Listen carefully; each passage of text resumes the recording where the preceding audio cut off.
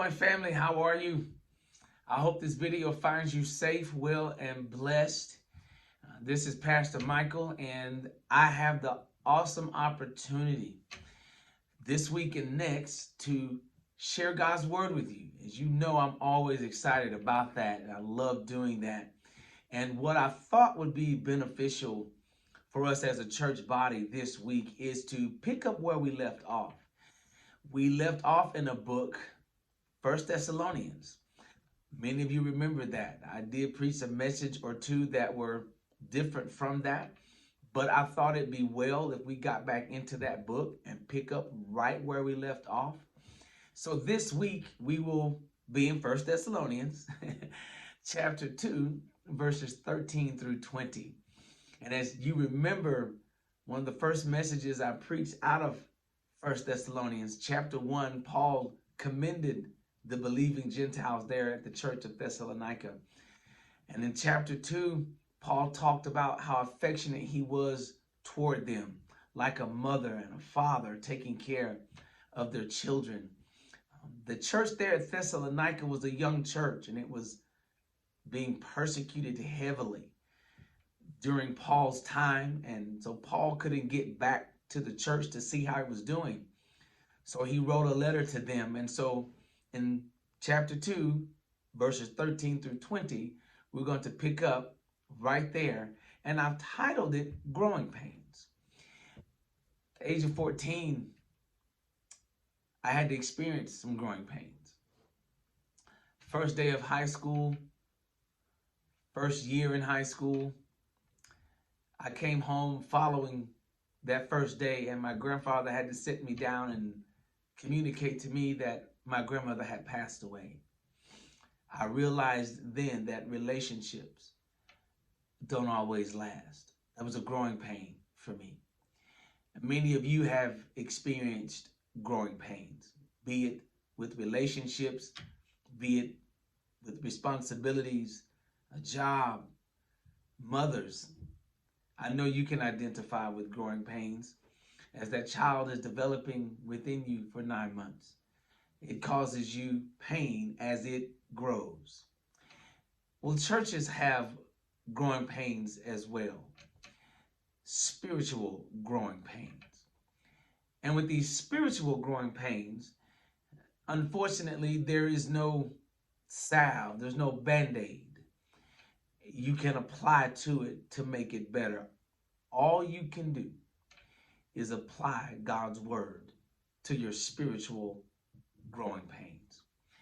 And Paul talks about this right here in these 7 verses. This church, again, is experiencing persecution. But very beginning in verse 13, Paul picks up with the same theme. He says, I'm praying for you constantly because of your, number one, your response to God's word. Paul was pleased with their response. The text says that they received it and accepted it. And then verses 14 through 16, you also see another response to God's word, but not by the believing Gentiles. You see a rejection of God's word. The rejection came at the hands of those that persecuted the believing Gentiles because they believed, and also persecuted Paul and his team. The text says they were driven out from that. They were not allowed to share the gospel with them. Growing pains. Paul also talks about, though, with these growing pains, that he's not there with them. He feels as if he's orphaned them. He can't get back to see how they're doing. The text says also that he's been hindered. But it says Satan was the one that hindered him. So Paul is like a father to them. And he feels that he has left them, orphaned them. The text says, haven't been taken away. The idea behind that is like when a child is left behind and orphaned by their parents. This is what Paul experienced internally. So while the church went through growing pains, Paul also had some growing pains because now he has to depend upon Jesus Christ to take care of them. But that gives him joy in the last few verses because he realizes that they're his crown of hope and joy. That when he sees them again in glory, he's going to be overjoyed so that pain turns to joy. Crosspoint Community Church, I do believe that in this season, we are going through some growing pains as well. With all of the chaos that's happening and the unrest, it's no doubt that it has affected many of you, and it's affecting our church, that when you come, that's what's on your mind many times. When is our world going to get better? When is this pandemic going to end? When are our kids going to go back to school? Growing pains. Our church is not immune from it, and I hope these 7 verses on this week encourages you. And I want to encourage you as one of your pastors to, regardless of what happens, I want to encourage you to apply God's word to the situation. You may apply a lot of other things. You may visit, you may go golf, you may get out, walk in the mountains, hike, whatever you do. Nothing wrong with that. But understand that when it comes to spiritual growing pains, the only thing that's going to help it is by applying God's word to it. Crosspoint Community Church, I love you. I cannot wait to see you this Sunday.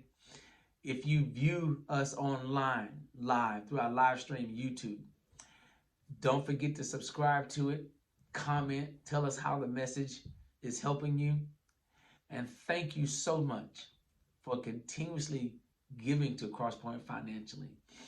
It helps us continue with the ministries. It's helped us even get back into the swing of things, get back online. Our children's ministry has started back up. Our middle schoolers have started back up. Our youth group has started back up. And I want to put a pitch out there to all the teens, all the parents with teens. If you have a teen, we want to see them in youth group this Sunday. We have a wonderful curriculum that they're learning from. Skylar's always excited to meet with them. So bring them out and hang out with the youth this week. But thank you for giving financially. We so appreciate it and are so grateful to it. We know you don't have to do it. We know many of you also commute to Crosspoint. Thank you for your commitment and how you stay with us through the tough times and the good times. Again, I love you. Can't wait to see you this Sunday. Have a blessed and grateful day on today. Love you, Crosspoint, and I'll see you Sunday.